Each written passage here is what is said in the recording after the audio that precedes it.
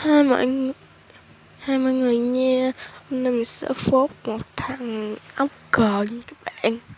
Nó chửi mình á, nó chửi đi với mình đó mọi người. Rồi mọi người chửi nó giùm mình nha, để mình ốm một tí nha các bạn. Bạn chửi nó nhiều vô như nó bị ốc cờ.